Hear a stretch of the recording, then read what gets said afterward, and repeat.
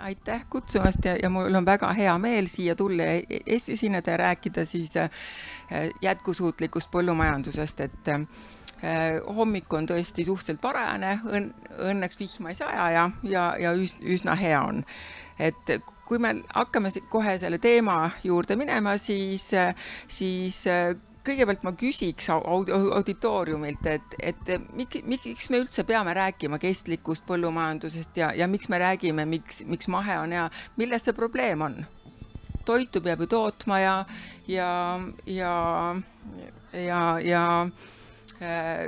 rahvastik suureneb ja miks see probleem järjest suuremaks ja suuremaks läheb ja miks sellest järjest enam räägitakse? Ma võin kohe äkki ise vastata. Tahavad? Ei taha. No ma arvan, et pigem kui me nagu ei mõtle selle peale, siis me mingil hetkel lihtsalt kurname selle maa ära niimoodi, et seda ei anna meile midagi. See võib nii olla või on vaja nagu järjest rohkem toitu toota, et võib-olla see on siis nagu teine põhjus. Ja põhimõtteliselt on õige, vastus hea, et põhimõtteliselt see, kuidas meie oleme siiamaani majandanud nii enda põllumajanduse kui ka kogu oma elamise ja tööstusega on viinud meid selleni, et meil on järjest vähem elurikkust ja see elurikkus on tegelikult see, mis paneb aluse nii põllumajandusele kui ka meie igapäevasele elamisele.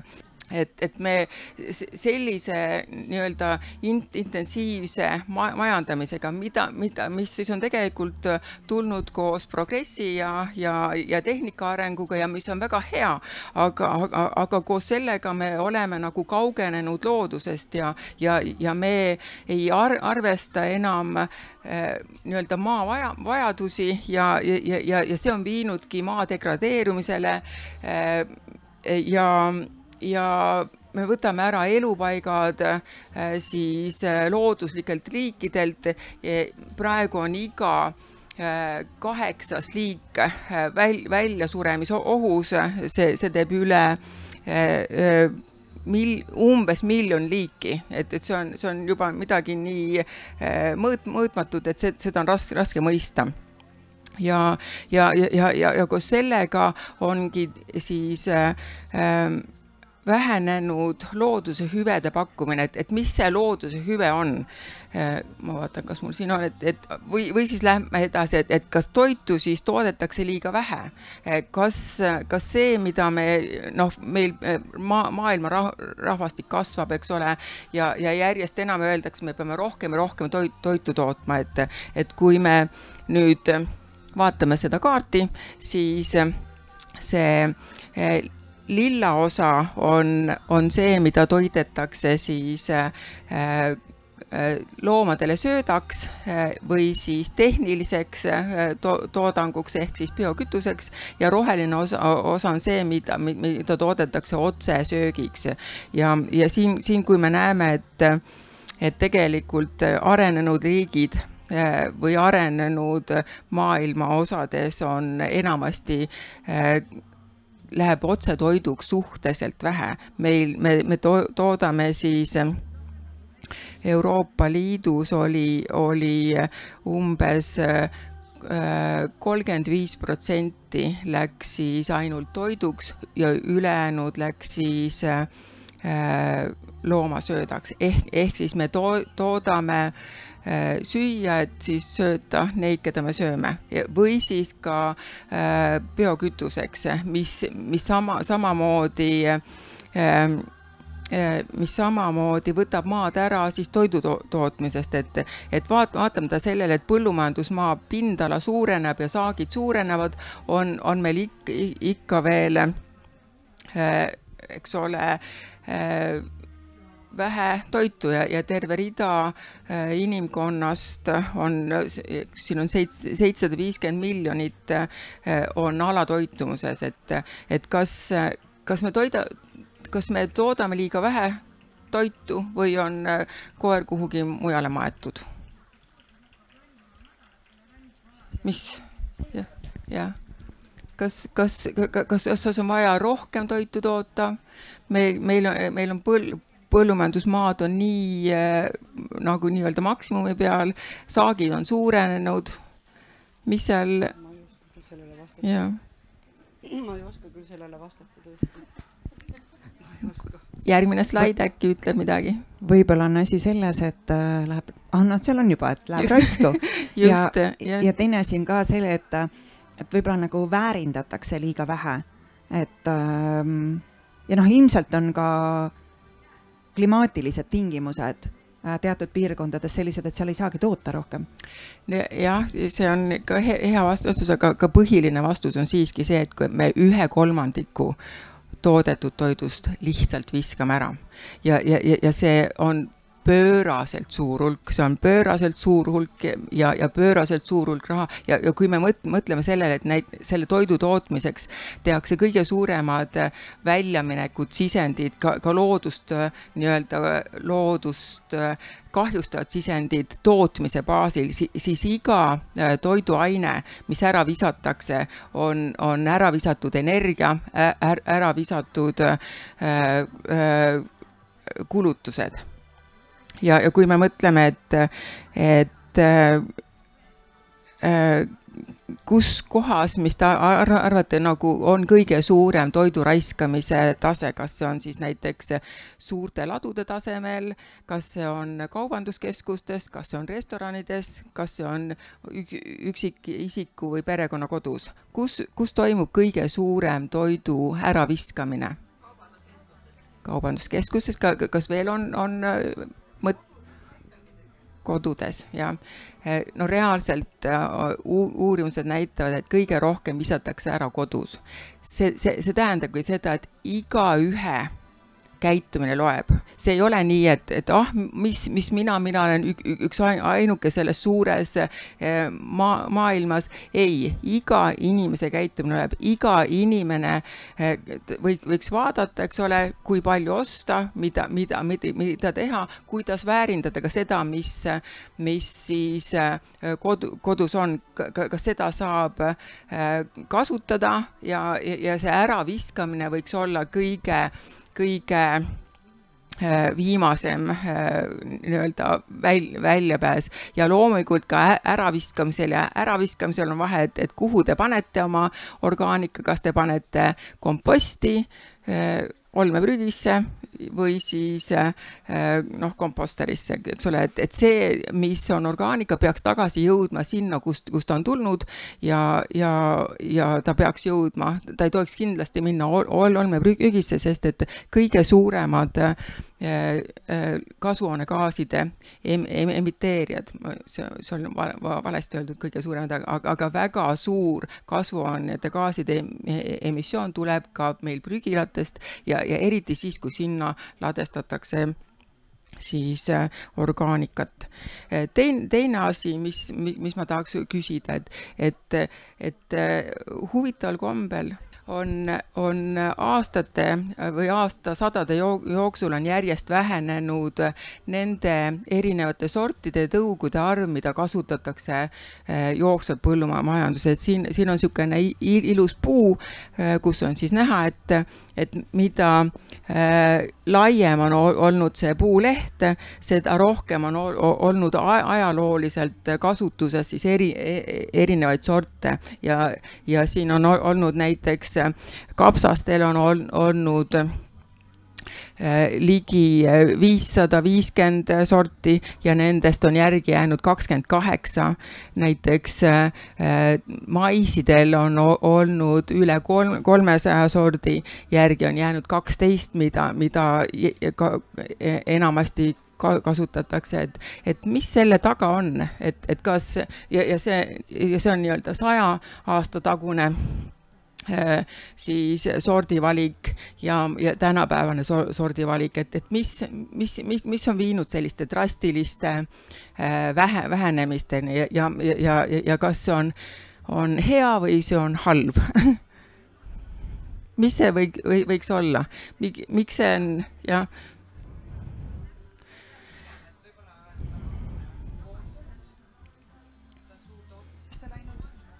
Võib-olla, et see on nagu üks põhjus, et on suurtootmisesse läinud, et seal on nagu teatud kindlad sordid ja just suurkorporatsioonid on ära ostnud väikesed sordiaretus siis firmad, nad ei jõua konkureerida ja kannatab tegelikult tootja.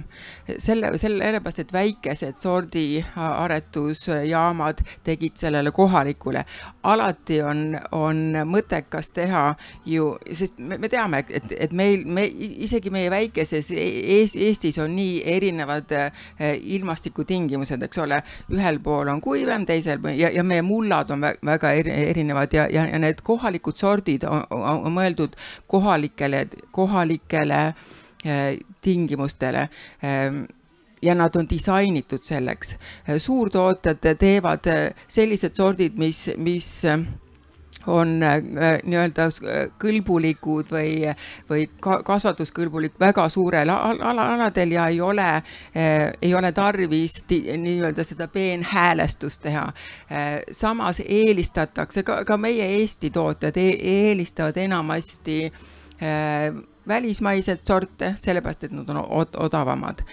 Aga see viib põllumajanduses jälle nii-öelda nii liigilisele kui sordilisele mitmekesisuse vähenemisest, sest põllumajandus on iseenesest niikuinii selline inimese poolt kujundatud keskkond, inimese poolt lisatakse sinna erinevad sordid, tõud ja mida mitmekesisem on põllumajanduses kasutatud erinevate tõugude, sortide, mis iganes alam sortide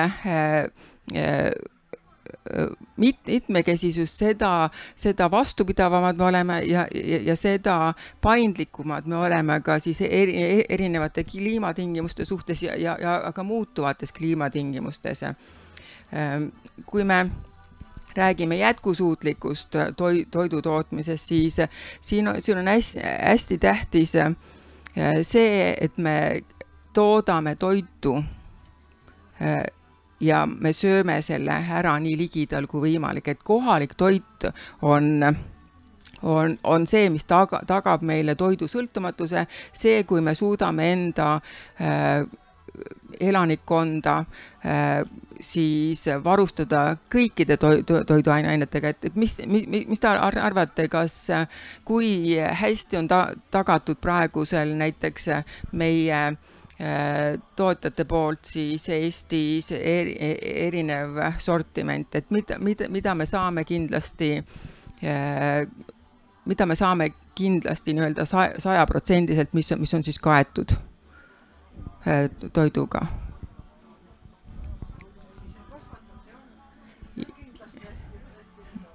Ei, no ise kasvatada, aga kõikidel ei ole maad, eks ole, et kartul tuli sealt.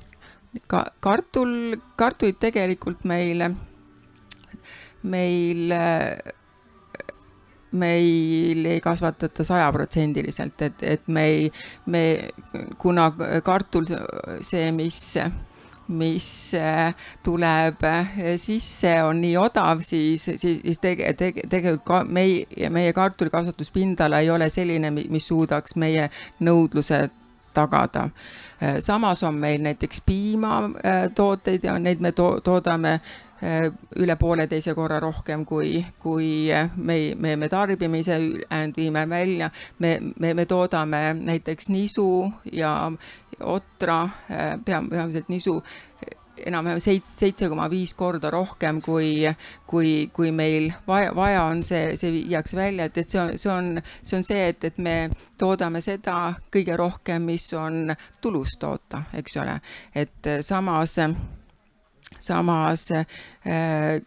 me ei vaata seda alati, mida meil oleks puudu ja mida meil oleks vaja toota. Meil kindlasti liiga vähe on erinevaid köögivilju, need me enamasti toome sisse ja nii edasi, et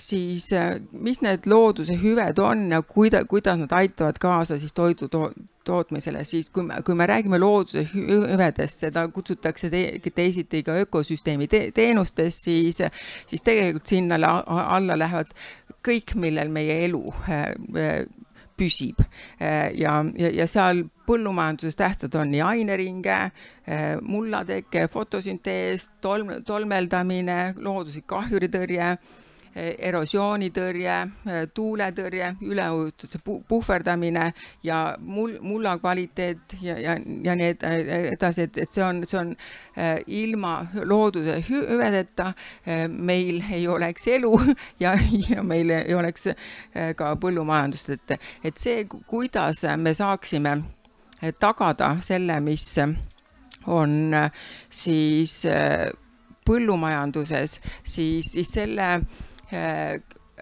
võtmesõna ongi looduslik mitmekesisus. Kahjuks meie põllumajandusmaastik on läinud tänu selle, et meil on suured masinad, meil on suured agregaadid, me tahame teha hästi suured nelinurksed põllud, mida on kerge siis hooldada ja selle käigus on ära kadunud või kaotatud siis erinevad maastiku elemendid, sellised, mis siin Võrumaal on muidugi sellest nagu natukene keerulisem rääkida, sest tegelikult see on väga ilus koht ja siin tänu sellele, et meil on siin kuppelmaastik ja meil on raske tegelikult teha suuri lagedaid põlde, siis siin on ka maastiku mitmekesisus palju parem, kui varem on, kui ülejäänud Eestis. Samas, kui me sõidame ringi Kesk-Eestis, Lääne-Virumaal, Järvamaal, Jõgevamaal,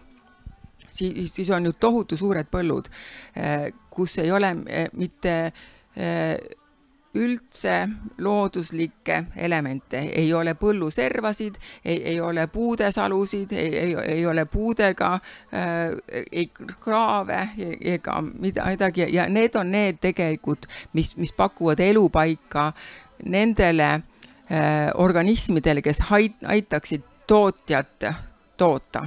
Nad aitavad tolmeldada ja nad aitavad siis hoida kahjurite arvukuse all, et mida rohkem on meil looduslikke elupaike siis kasulikele organismidele, seda rohkem on tekitatud sellist looduslikku reguleerimist ja kahjurite suured sellised populatsioonilained hoitakse all. Näiteks looduslikul niidul me ei näe kunagi kahjuripuhanguid. Sellepärast, et looduses ei olegi kahjurid ja kasureid, vaid on taimtoidulised ja röövtoidulised ja looduslikul niidul on see nende populatsioonide arvukused tasakaalus. Röövtoidulised hoiavad taimtoiduliste arvukuse kontrolli all, nii et seal ei teki selliseid suuri puhangeid. Seda, mida me teeme põldudel, eks ole, et meil on näiteks suur kartulipõld või kapsapõld. Ainus, mis me pakume siis kahjuritele toitu. Me võtame ära kõik võimalused, et nende kahjurite vaenlased põllul oleks, sellepärast, et meil ei ole seal ümberringi, meil on sükesed suured ressursid antud ühele taimtoidulise putuka rühmale, kes siis kasutab seda ressurssi nii toitumiseks kui ka paljunemiseks. Samas, kui me liigeldame neid maastikke, nii et seal on olemas ka võimalused siis taimtoiduliste putukate vaenlastele ehk siis röövtoidulistele, siis nende populatsioon saab hoida kontrolli all, nii et need ei ole nii edukad oma paljunemises. Selleks, et oleks siis tagatud põllule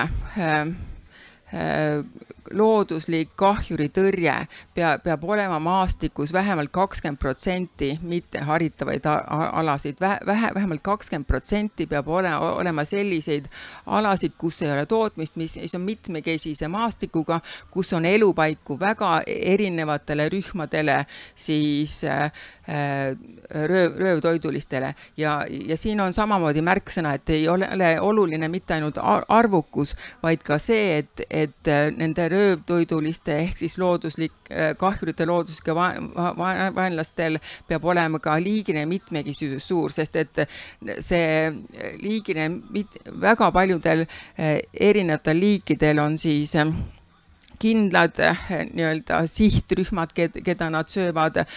Näiteks parasitoidid on sellele, kes on nagu väga kitsalt spetsialiseerinud mingisugusele rühmale, kellest nad siis toituvad ja palju nad samas näiteks jooksiklased röövtoidused söövad kõike, millest jõud käib üle. Ja selleks, et tagada tolmeldamishüve, on tarvis vähemalt 25% looduslikke alasid meie põllumajandusmaastiku sees. Ehk siis, ja siin on samamoodi tähtis mitte ainult toit, mida nad saavad siis põlluservadel süüa, vaid ka elupaik. Ja ma räägin looduslikest tolmeldajatest, mitte mesilastest, keda siis inimene hoiab üleval. Meemesid on ka väga tähtsad, aga terve rida liike on sellised, mida meemesilane tolmeldada ei suuda, sellepärast, et tal on suised liiga lühikesed ja selleks ongi vaja looduslikke tolmeldajad, kes on pikkade suistega ja kes suudavad tõesti tolmeldada. Näiteks üks selliseks on meie ristikud. Ristikud näiteks ei suuda meemesilaid tolmeldada, aga tolmeldavad looduslikud kimalased. Et kui me räägime siin sellest maastiku mitmekesisusest, siis mida heterogeensem ehk mida mitmekesisem on maastik, seda rohkematel erinevatel toitumisahela tasemetel on meil ka organisme.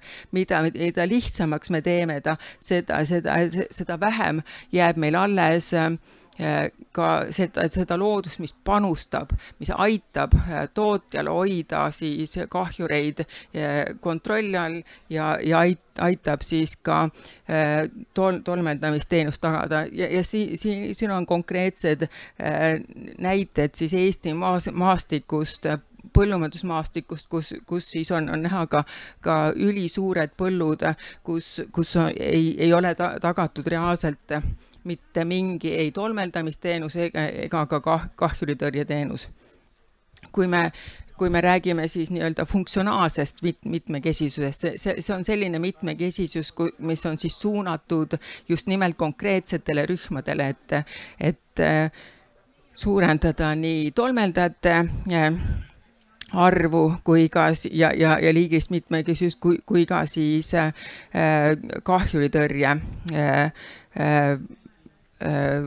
teenust ehk hüve. Ja siin on ka näide, kuidas tolmeldajad suudavad tolmeldada ja mida mitmekesisemad ja väiksemad on põllud koos seal juures oleva toiduressursiga, seda paremini saavad ka põllud tolmeldatud. Mida suuremad nad on, siis seda väiksematel pindadel käiakse sellepärast, et ka meemesilaste puhul, kui tal on ligidal suur ressurss, ta ei peagi kaugele lendama.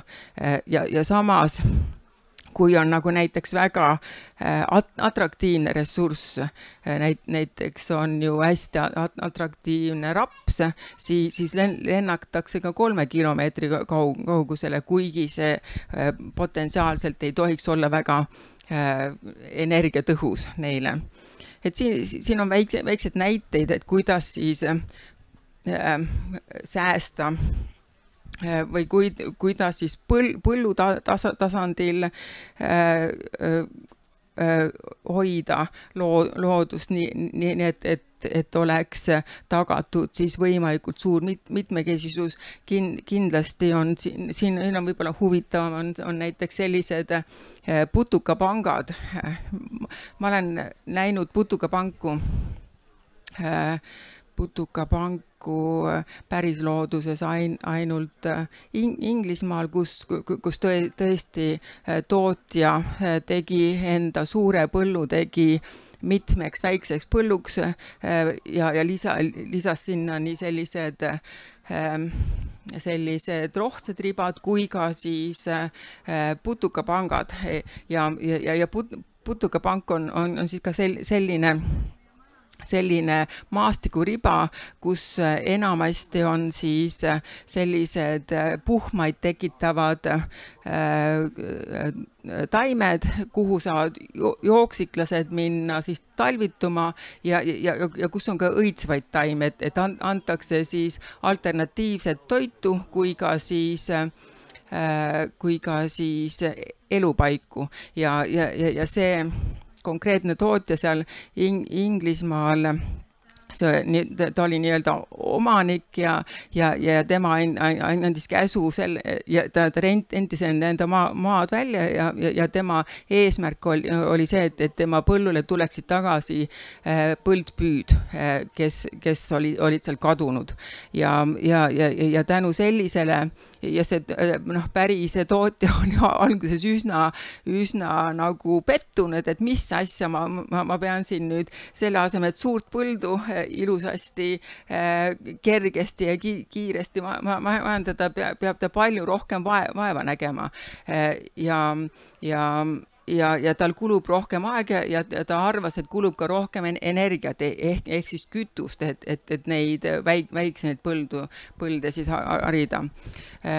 Aga ta tegi nii nagu siis oli kästud ja tegelikult see tulemus, mis oli temale samamoodi üllatav. Üllatav oli see, et tal kadusid ära ta oli teraviljakasvataja, tal kadus ära nii-öelda lehetäide arvukus läks nii alla, et ta ei pidanud enam kasutama taimekaitsevahendeid, et see looduslik foon, looduslikke vaenlasi tekkis 3 aastaga ehk siis suhteliselt kiiresti, nii et ta tõesti vaatas, et ta pidi tegema palju vähem masinatööd põllul, sellepärast enam ei olnud vajadust pritsida. Teiseks, need linnud tulid tagasi veel rutem, et seal kõrval asus looduskaitseala, mis oli siis mõeldud just põldpüüdele ja lõpuks oli põldpüüsid tema põldudel rohkem kui seal looduskaitseala, sellepärast, et tal oli kogu aeg olemas nii-öelda looduslikud taimed, mida siis põllulinnud said kasutada ja see töötas uskumatult hästi. Suurel maastiku tasemel on samamoodi soovitatakse jätta näiteks sellised põlluservad, mis on niikuinii ebameeldiva kujuga, et jätta tootmisest välja ja et siin oleks selline looduslik kooslus samamoodi. Näiteks kui põllul on tihtipeale mõni madalam koht, mis iga aasta lihtsalt ikaldub. Kevaditi ei saa väga vara peale minna, sest traktor jääb kinni. Suvel, kui on suured vihmad, vesi tuleb peale ja saak ikaldub, et siis sellised alad on mõttekas tõepoolest jätta tootmisest välja ja tekitada sinna siis looduslik ala, mis pakub siis elupaiku just nendele, kes saavad siis põllu peale tuua siis taimekahjurite tõrjet või siis ka tolmeldamisteenust. Ja praegu saab sellistele aladele ka küsida toetust, et kui teil on olemas näiteks põllud, kus on piisav hulk maastiku elemente, siis nendele maastiku elementidele ja nendele konkreetsetele põldudele on olemas ökosüsteemi toetamise toetus. Nii et seda tasub kindlasti vaadata ja need kaardid teie konkreetsete põldude kohta on ka täiesti kättesaadavad. Siis kuidas me saame oma majandamisega teha enda põlde mitmekesisemaks ja pakkuda siis ühele kahjurite liigile vähem toitu korraga, et siin on välja toodud siis erinevad viljelusviigid, kus on siis, saab kasvatada segus, ridades, ribades ja ka vaheldudes, et need on, ma usun, et mahetootjatel on suhteliselt ikkagi sage juba kasvatamine segus või ribades, et kus siis ongi sellised viljaread või siis näiteks seltsis taimedega ja näiteks siin, kui see on küll maisi, soojaoa ja oa näide ja te näete, siin on sellised erilised jõnksud, et read ei ole mitte sirgetes ridades, vaid on kaarega, see on ka täiesti meelega tehtud just selle tõttu, et petta ära siis kahjureid. Näiteks kui kahjurid hakkavad põllule tulema ja nad levivad enamasti servast, sõltuvalt liigist muidugi, siis kui nad lähevad selle riba peale, siis see riba on nii kitsas ja kui edasi tuleb selline taim, mis ei ole enam nende peremees, siis nad satuvad segadusse ja nad enamasti muuseas ei ole võimelised nagu järgima seda rida. Ja see on selline nõks, kuidas siis samamoodi kahjurid ära petta.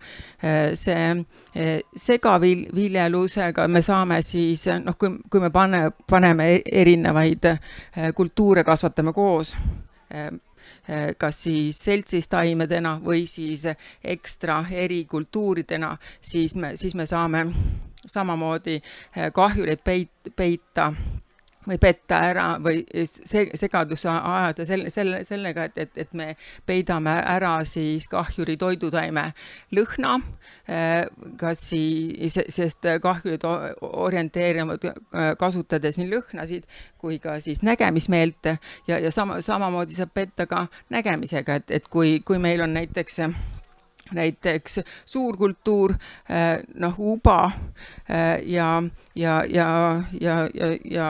see on küll välismaalt toodud näide on mais ja uba, kus siis mais petab ära, peidab ära oa. Samas meil on väga sageli kasutatakse ikkagi ka sibula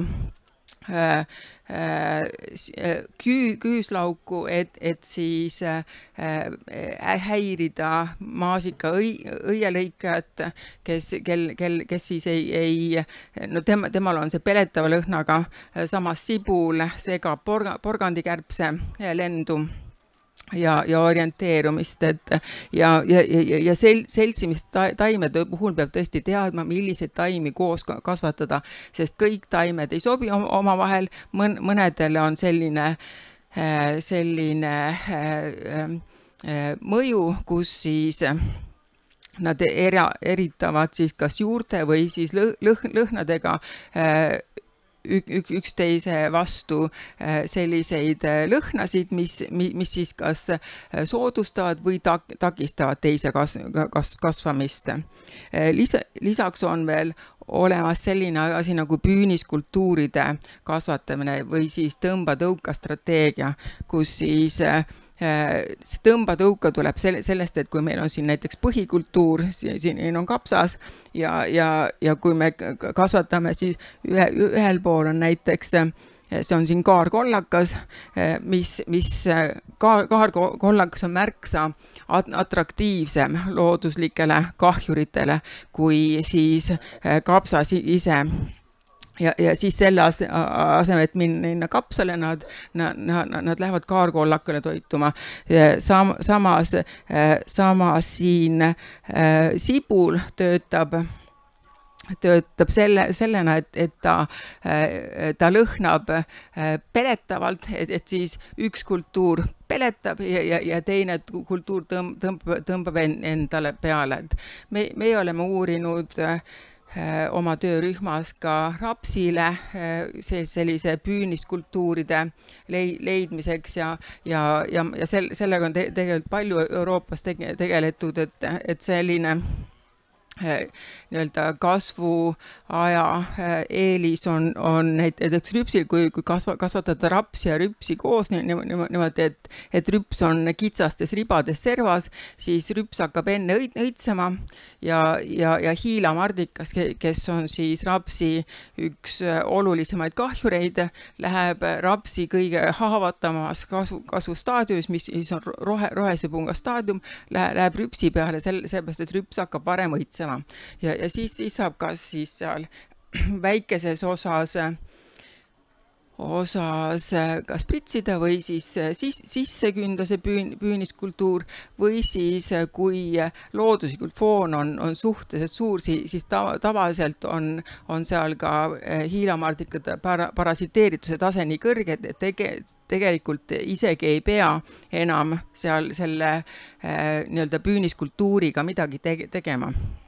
Ja selle nõks on selles, et püüniskultuur peab olema atraktiivne sellel ajal, kui see põhikultuur on kõige haavatavam. Ta peab olema, ta ei pea kogu aeg olema palju atraktiivsem, vaid ta peab olema siis, kui see põhikultuur, näiteks rapsi puhul, kui raps on rohesepunga staadiumis, see on ainuke staadium, kus hiilamardikas tõepoolest saab teha saagile olulist kahju, siis selleks ajaks meelitatakse nad kõrvale rüpsile ja see ongi nii-öelda selle püüniskultuuri nõks, et see siis, kui raps hakkab juba õitsema, siis ta tõepoolest meelitab need samad hiilamardikad jälle enda peale, aga enam ei ole mõtet pritsida hiilamardika vastu sellepärast, et õitsemise staadiumis hiilamardikas enam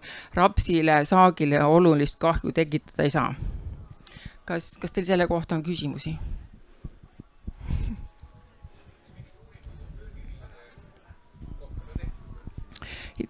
Köögiviljade puhul me oleme samamoodi teinud siin, me oleme proovinud kapsale leida siis ühelt poolt kas püüniskultuuri või siis seltsilist taime ja till, siin ongi see pilt on meie katsest, et till oli üks, mis suurendas oluliselt siis kapsaliblika parasiteerituse taset. Ja samas ka kapsakoi parasiteeritud, see iseenesest alati nii-öelda need on sellised looduslikud lähenemised on tihti peale sellise pika aja või pika ajalise mõjuga, sest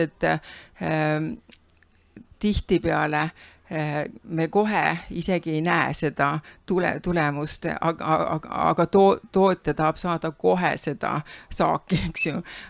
Samas kui me käime ja kui sellist süsteemi kasutada pikema aja jooksul, siis nende kahjurite arvukus ongi lõpuks nii madal, et mingisugune, nulli ei saa seda kunagi tõesti, sest et ja see ei tohikski olla mitte kellegi eesmärk saada kahjuritest päriselt lahti, sest kapsaliblikud on ka ilusad, on ju.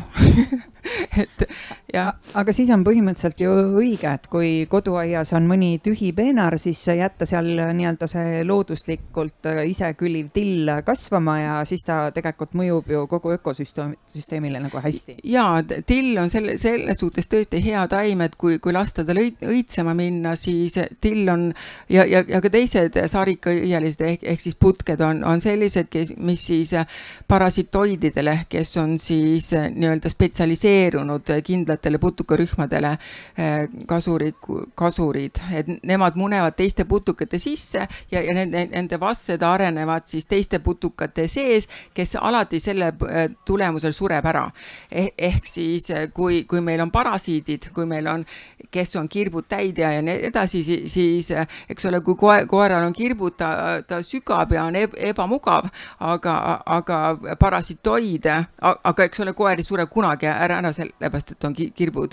Samas parasitoidid tapavad alati ära oma pereme. Neil on, kui te olete seest tühjaks söödud, siis ei ole mitte mingit pääsu surmast, eks ju, ja näiteks selle sama kapsaliblika parasitoid, kes on siis kapsajuulukas, et meie põldudel oli selle parasiteerituse tase oli 60–80% ja meil järgmisel aastal oli täiega jama käes, sest et meil ei olnud võimalik katset teha, sellepärast, et kapsaliblikaid ei olnud.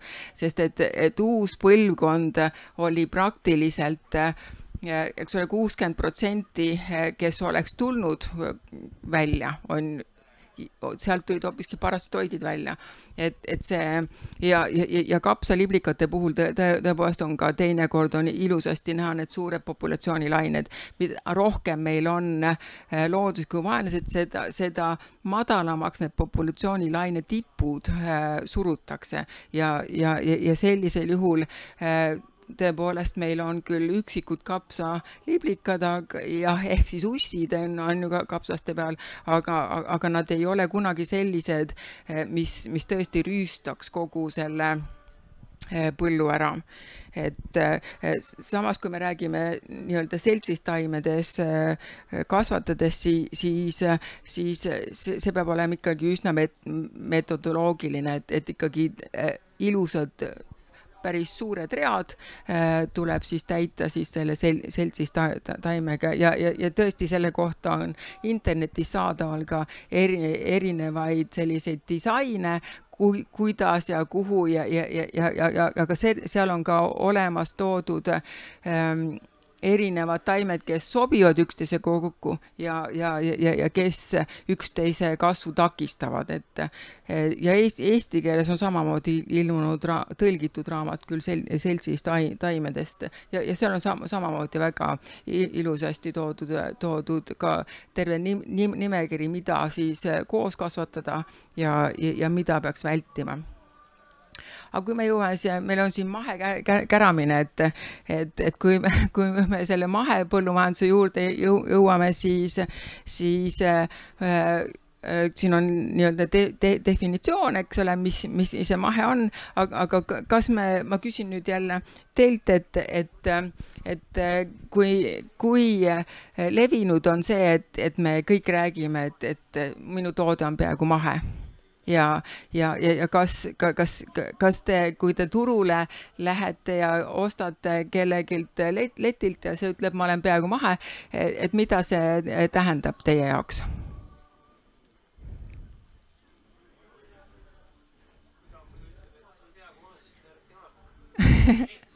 Ja, just.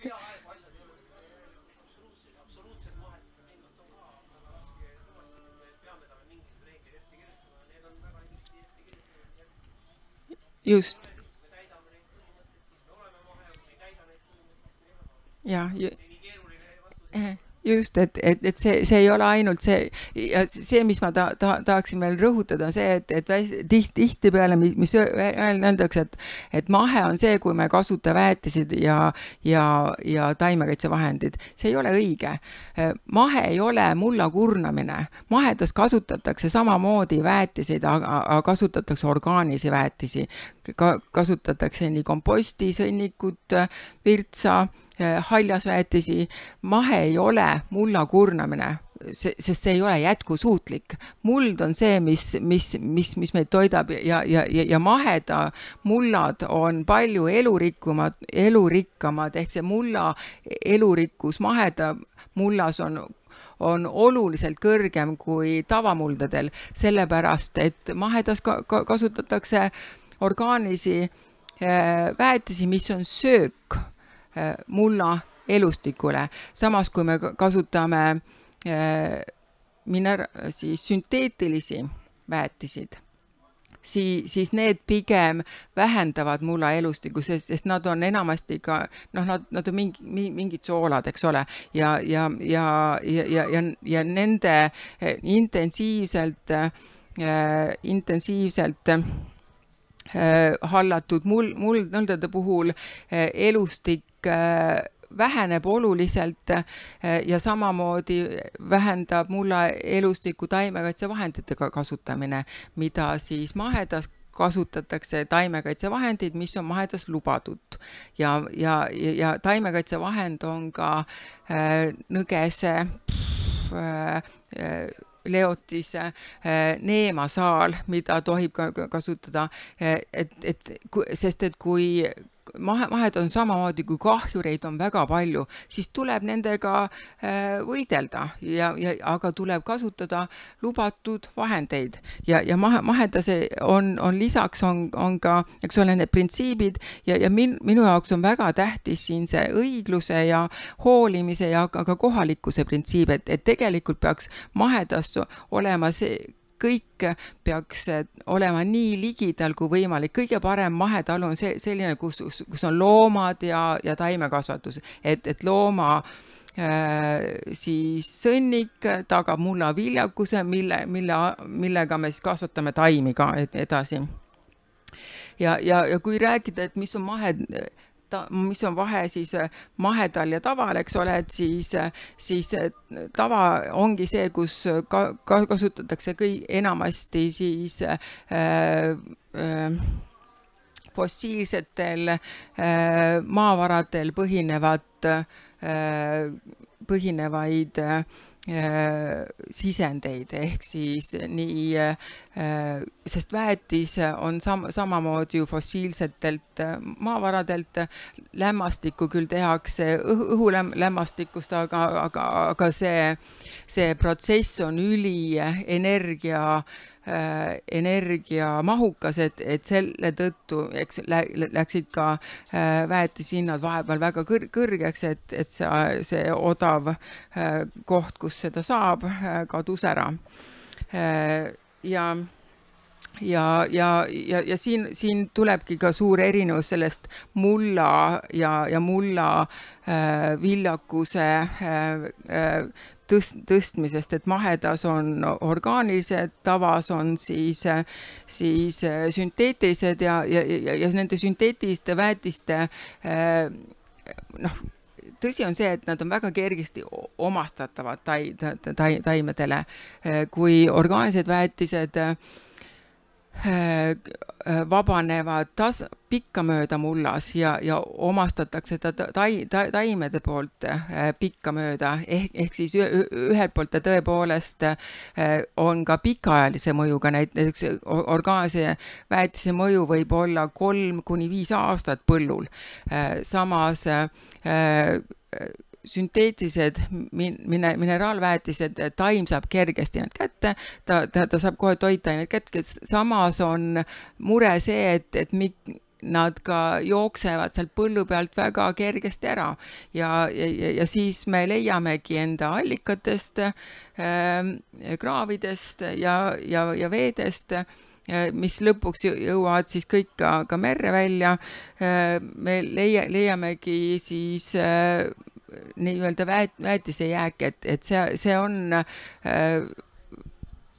väga suur oht, eriti nendel maadel, kus on siis nii-öelda nitraaditundlikud põllumaad, kus toimubki meie kõige suurem tootmine, eks ole, see ongi Jõgeva, Lääne-Virumaa ja Järvamaa ja sealt on samamoodi näiteks Sopa allikas, mis on täiesti metsa sees sügav allikas, ka sealt on leitud nii nitraate kui ka siis taimekaitsevahendeid, sealhulgas ka glüfosaati, mis on siis herbitsiid, et see ja see on tänu just selle, et see on karstialad ja see liigne väetis ja liigsed taimekaitsevahendid, mis ei jõua sinna, kuhu nad peavad, vaid jõuavad sinna loodusesse ja siis on tegu juba saastamisega. Ja siin on enam-vähem samamoodi, et mahe, jah.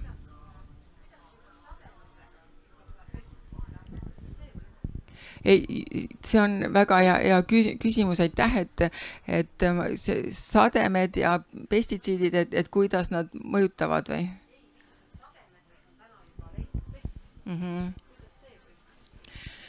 Noh, tavaliselt see, mis tuleb sademetega koos, on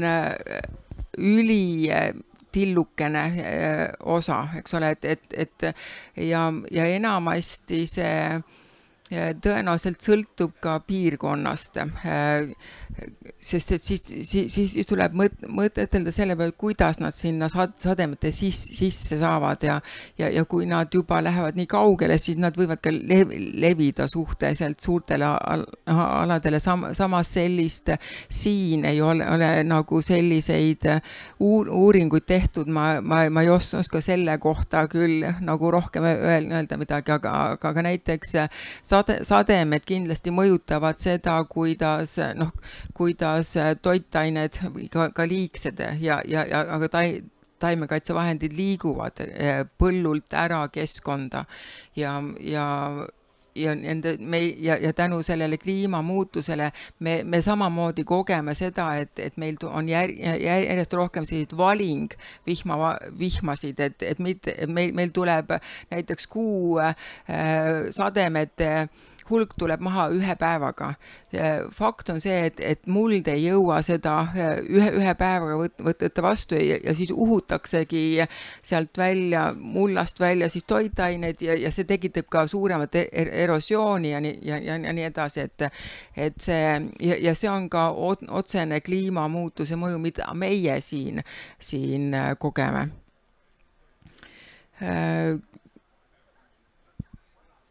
Just. Aga ma tahtsin ka selleni jõuda, et kui me räägime mahedast, siis tegelikult me võime kasutada tõesti, kui me räägime nüüd, kui me oleme näiteks taimekasvataja ja me oma naabritele siis näiteks anname või müüme toitu, siis me saame öelda, et ma kasvatan mahepõllumajanduse printsiipe arvestades, eks ole, et ma ei kasuta sünteetilisi taimekaitsevahendeid ja väetisi, samas mahe ehk ökoloogiline põllumajandus, sellist sõna, et minu kaup on mahekaup, tohivad siiski kasutada mahetootjad, kes on kontrollitud, sertifitseeritud, sest see tagab selle, et nende maid, nende tooteid, nende põldu, nende muldasid tõepoolest on väga korralikult ja süstemaatiliselt kontrollitud ja mina usaldan mahemärki. Tõsiselt, sest ma usun seda, et see, kui meil on mahemärk peal, siis ma usun, et ta on mahe ja ma usun, et ka kogu Euroopas need tootjad, kes on mahemärgi saanud, on tõesti mahedad ja kes kasutavad siis kõiki mahedale ette nähtud reegleid ja printsiipe. Samas meil on ka lubatud toitlustusasutuses kasutada siis sellist märgist, kus on osalt kasutatud mahedaid tooraineid, et siis vastavalt kas 50-80 kuni 100% toorainest on mahe ja minu meelest see on ka väga hea lahendus sellepärast, et kui me oleme restoranis ja kui nii-öelda selle taldriku või portsu hind läheks pööraselt kalliks ainult selle tõttu, et kõik peaksid olema mahedad või siis ei olegi kättesaadav kõike mahetoorained, siis ongi mõttekas näidata, et mul näiteks Rohumaa veiseliha ongi mahe või siis, et mul see kapsasalat on mahe ja me teame, mis on mahe. Ja kui me nüüd ma hüppasin selle Rohumaa veiseliha peale välja, et kuigi nii-öelda inimkond sööb liiga palju liha ja me kasvatame toitu peamiselt loomadele, siis lihal on vahe. Mina hea meelega ostan Eestis toodetud Rohumaa veiseliha või lambaliha, eks ole, mis on mahedalt, sest et see liha, kui saab nii öelda, need loomad on otseselt panustanud meie looduse mitmekesistamisele. Rohumaa veised söövad ju, teevad meil puiskarjamaid, hooldavad, teevad puhtaks, kus on meie kõige mitmekesisemad niidud üldse. Teevad rannaniite, hoiavad korras ja seal on sellest ja sellisel juhul ei saa mitte kuidagi rääkida keskkonna saastamisest ja kui tuuakse näidet Rohumaa, tähendab, et veiseliha kulutatakse ära 60 liitrit vett, et saada 1 kilo liha, siis Eesti Rohumaa veiselihaga ei ole see lihtsalt mitte mingil määral tõsi, sest need arvud on saadud sellest, kui see liha kasvatus on intensiivse. See tähendab seda, et nende toit on ka kasvatatud kasutades niisutussüsteeme. Need veised seisavad ühe koha peal ja toit tuuakse nendele ette.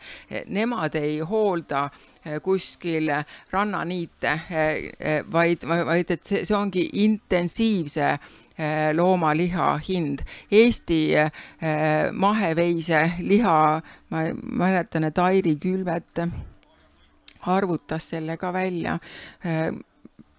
Ma ei julge öelda, aga minu meelest oli mingi 6 liitrit või midagi sukest, ja ma isegi ei saa aru, kus see nagu täpselt tuli, sellepärast, et tema veised ju joovad ka looduslikku vett, eks ole, et see on nagu see on kindlasti peaksime vähendama põhimõtteliselt liha söömist, aga see, kui me sööme kvaliteetset maheliha, siis ei ole see kindlasti patt ökosüsteemi vastu.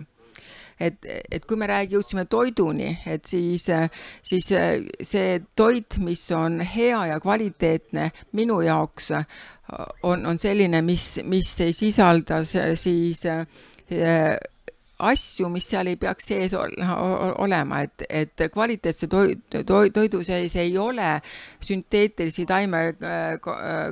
taimekaitsevahendite jääke, seal ei ole liigseid värvaineid, seal ei ole asju, mis meie tervisele on tegelikult kahjulikud. Ja iseenesest näiteks, kui me räägime taimekaitsevahendite jääkides, siis meie köögiviljades või siis puuviljades, siis mis te arvate, kui kontrollitud on see toit, mis jõuab siis poodi ja mida me ostame? kas ta on rutiinselt kontrollitud, kas ta on pisteliselt kontrollitud või kuidas ta on kontrollitud?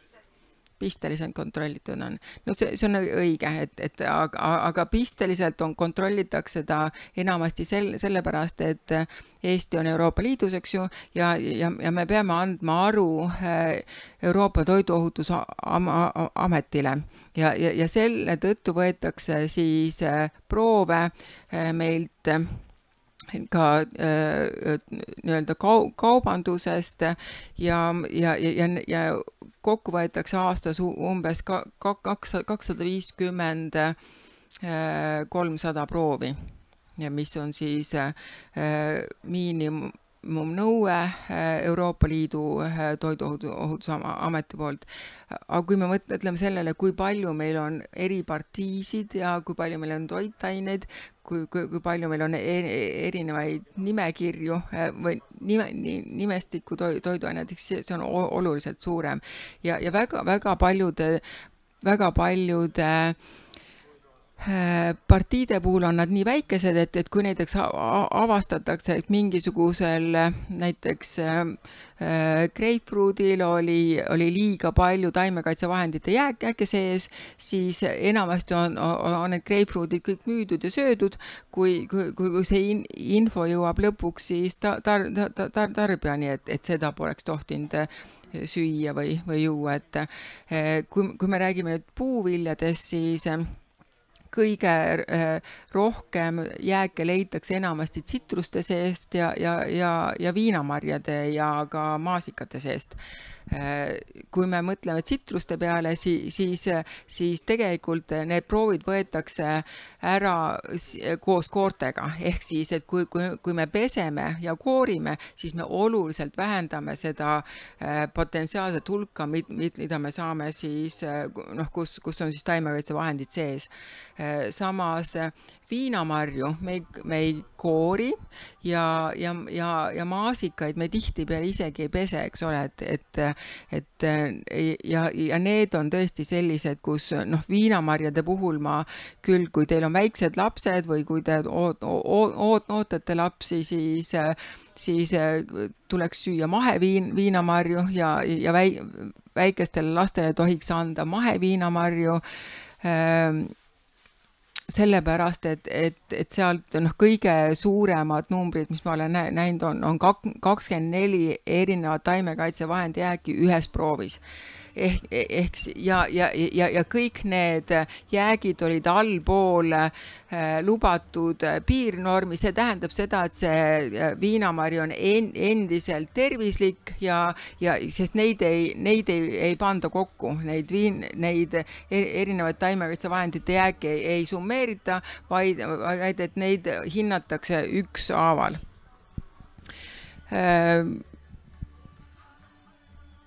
Jah. Just.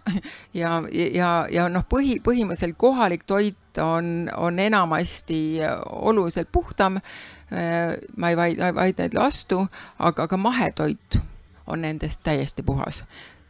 Mahetoit on selline, kus ei lubatud piirist allapoole ega ülespoole, vaid mahetoidus ei ole taimekaitsevahendite jääke. Ja ei ole ka liigseid siis, mis iganes siin on, kui ei ole antibiootikumi jääke piimas, ei ole ka siis liigseid nitraate.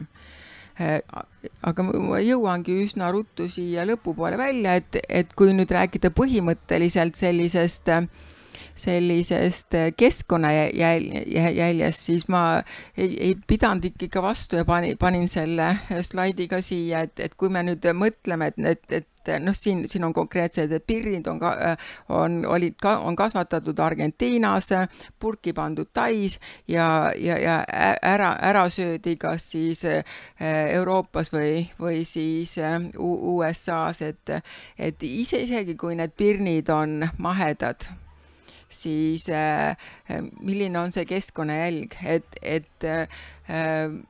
ja tegelikult järjest enam on meil tõesti mahekaupa, mis on toodud väga kaugelt, et kui mul on praegusel ajal,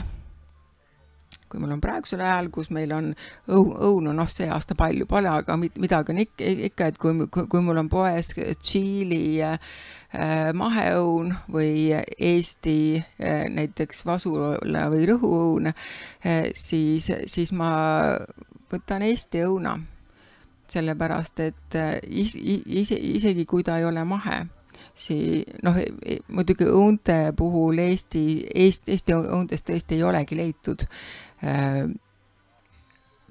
peaaegu ei ole leitud taimekaitsevahendite jääke, aga see keskkonnajälg, kui ta tuleb seal Tšiilist, siis ta kõigepealt läheb ühte vahelattu, mis on Lõuna-Ameerikas, siis ta läheb teise vahelattu, mis on Euroopas, siis ta läheb kolmandasse vahelattu, mis siis on Eestis, ja siis ta lõpuks jõuab meile, et see jälg on tohutu suur ja teine, kui värske see siis on, eks ole, et me ju hoolime ka sellest, mis on värske ja me hoolime ka sellest, et meie kohalik toit oleks väärindatud ja väikese jalajäljega. Minu meelest ma pidingi praegu lõpetama. Ja, aga me hakkamegi siin vaikselt otsi kokku tõmbama. Ja palun.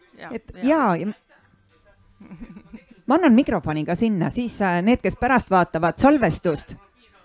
Ja siis ta läheb sinna salvestusse. Okay. Et olles ise mahekasvataja ja teades üle 30 aasta seda tegelikult kadalippu, mida me kõik mahetagatena tegeleme, miks Eesti inimene sööb pirukaid, mis on valmistatud välismaa jahust ja nii edasi, aga ta sööb seda. Ükskõik, kas ta on odav või mitte.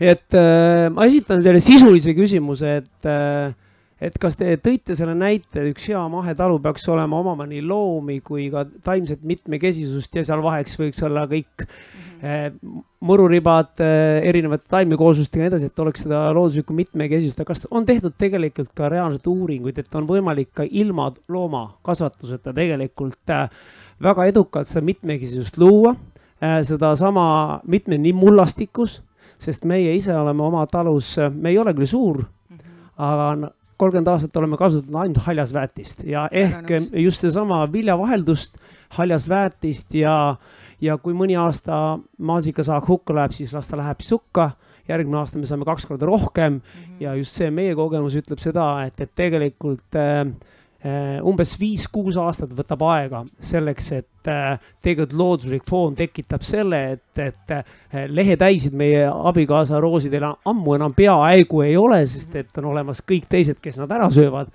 Ehk, et ma tahtsin just seda küsida, et kas on tehtud uuringuid, et tegelikult me võiksime ka ilma loomasõnnikuta tegelikult täitsa hakkama saada, sest et see suund rannaaladele loomad, aga tegelikult taluhoovis ei pea olema loomi alati. Aitäh teile. Ja aitäh, väga hea märkus ja väga hea küsimus, et põhimõtteliselt ma olen väga nõus, et põhimõtteliselt neid katseid on ka tehtud, nii-öelda need pikaajalised külvikorra katsed, kus siis on näidatud, kus siis võetakse ka mullaproove ja tõesti ka kasutades lihtsalt haljasväetisi, põhimõtteliselt saab hoida oma mulla tervise hea. Kõige nagu limiteerivam tegur on seal kaalium, mis kipub vähenema, aga tõesti, kui külvikord on tõesti väga hästi paigas ja ta on vähemalt 7 nii-öelda aastane ja ma väga tänan selle eest, et tõesti, et see ei ole selline lühiaegne protsess, eks ole, et sinna kulubki aega, et see looduslik foon tõuseks selliseks, et need kahjurite looduslikud vaenlased suudaksid püsivalt hoida kahjurite arvukuse all, aga meil selliseid uurimusi meil tõenäoliselt Liina Talgre teeb ka praegu nende vahekultuuridega, et kuidas hoida siis toitaineid mullas ka siis talvisel ajal ja nende vahekultuuridega, sest vahekultuurid on ka üks võimalus, mis siis hoiab toitainete leostamist ära talvisel ajal. Ja kui nüüd sellest toitainete leostamisest ja kattekultuuridest rääkida, siis ka see uus nõue, mis tuli selle uue roheleppega, on see, et maas peab olema vähemalt 30% talvisel ajal kaetud, siis näiteks Lääne-Euroopas on riike, kus ta on alati 100% kaetud, selle tõttu, et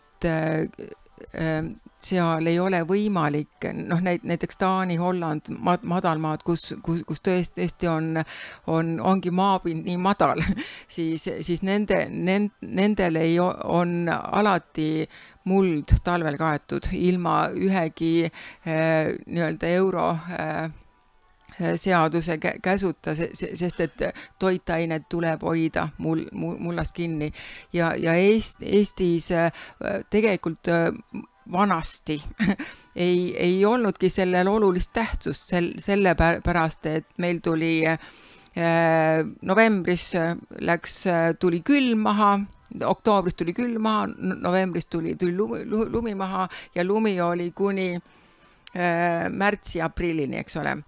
Kogu selle talvisel ajal oli maa külmunud, ta oli külmunud meetri või 2 ulatuses, seal ei toimunud mitte mingisugust ainete liikumist. Maa oli kaetud ja meie vanaisad, vanaisad tegid väga hästi, et nad kündsid sügisel, sellepärast, et siis nad said kevadel, kui lumi ära sulas, kohe hakata põllutööd tegema, kui maa oli valmis. Praegu, mida me näeme, on see, et lumi tuleb soojale maale, ta läheb ära 1 kord, 2 korda, 5 korda talve jooksul ja sellel ajal talvel, kui siis maa on märg ja must, siis toimubki intensiivne lagunemine põllul ja koos selle lagunemisega toimub ka siis toitainete leostamine ja ka kasvuhoonegaaside eraldumine. Sellepärast ongi see nõue toodud ja sellepärast peaksid olema need kattekultuurid ka meil tegelikult külmakindlad, ehk siis kõige paremad kattekultuurid on külmakindlad kultuurid, mis ei sure ise ära, vaid et need küntakse siis kevadel sisse mulda, et toitainet suurendada. Ja siis nad vabanevadki 3–5 aasta jooksul lausa. Anna mikrofoni. Et milleks on välja mõeldud nagu see mahetoit või ökotoitu, et see kõik ajab natuke segadusse, et oleks võinud nagu jääda see ka vanaema juures käisid vanasti sõid ja ei olnud keegi, et mahe või öko või et see oli tavatoit, on, et see tavatoit oleks võinud ju ollagi see nagu see mõiste ikkagi nagu see on tavatoit, aga need, mis on seal pritsitud või nendele just mõeldaks mingi termin või lihtsalt, kui te enne mainisite siin, et kuskil toidukohas, et see on mahe või see ei ole mahe, vaid see, mis on mahe või nii-öelda seda, et siis seal ei ole mingit märget, aga see, mis on pritsitud, siis kirjutatudki, et need tooted on pritsitud sellega ja see on seal sees ja see herbitsiid sees on ja et selles mõttes, et ei ole mõtet muuta seda, mis on olnud, et praegu siin nagu kuidagi see kõik see keemia pool tõrjus selle lihtsalt selle tavalise välja ja kui ka lähed poest midagi ostada, et see nagu öeldaksegi, see on tänapäeval ongi juba tavatoit ju vaata need. Aitäh küsimuse eest, et põhimõtteliselt me ei jõuaks nii palju märgistada ja tegelikult on ju ka meil toidul on tavaliselt peal ju, mis seal sees on ja millest ta koosneb, aga fakt on see, et sinna ei panda, et taimekaitsevahendid on nii ja nii palju sees, et seal on lihtsalt sünteetised, mis iganes värvained ja kaloraas ja nii edasi, et iseenesest ma arvan, et mahele on hea, kui ta on märgitud.